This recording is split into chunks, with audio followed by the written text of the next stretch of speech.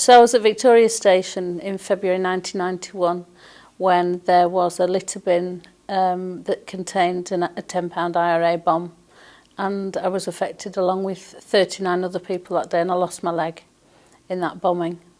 And then I had 3 years of very intense rehabilitation and some quite severe trauma as a result of that. And also became quite withdrawn because I was trying to work out what had happened and trying to work out where my life was going to go after that. So it was a tough time. I was in a very dark place for about 10 years probably, and I withdrew. I felt a lot of shame.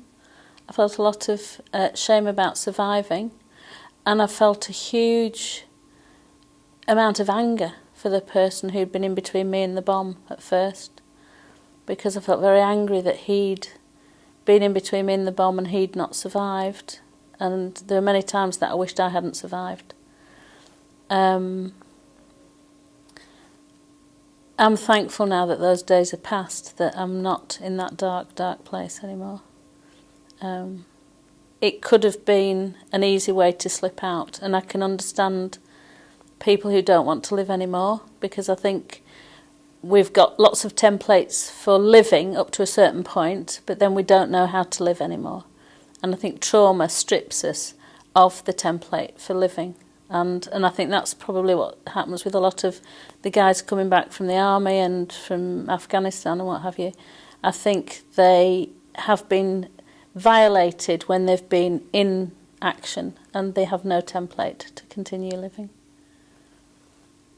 It's tough surviving, but I think we almost have to make a conscious effort to be invited back to life again.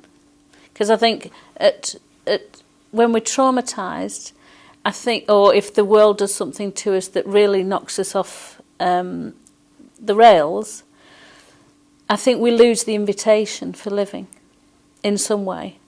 And I wasn't willing to continue, and I wasn't willing to feel my body and to re-engage until I realised that I needed an invitation to come back to the table.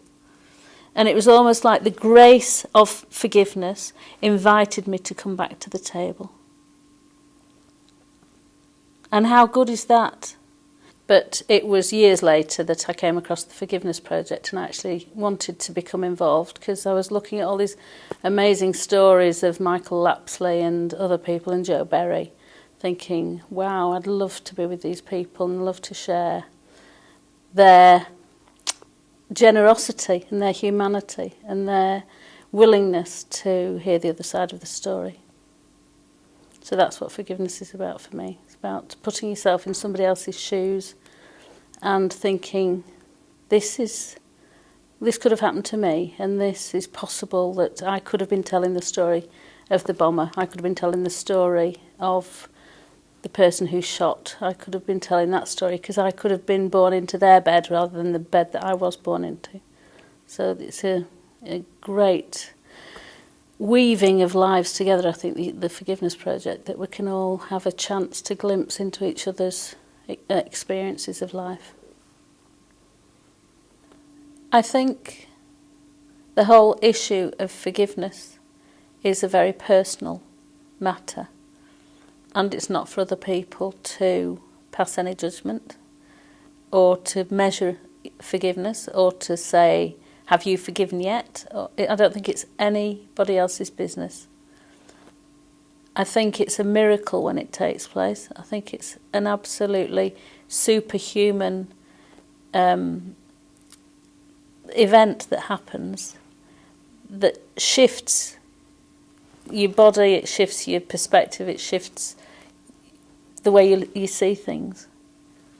But I think it's a very personal experience, and therefore it's not for anybody else to comment on somebody else's forgiveness, their willingness or their ability.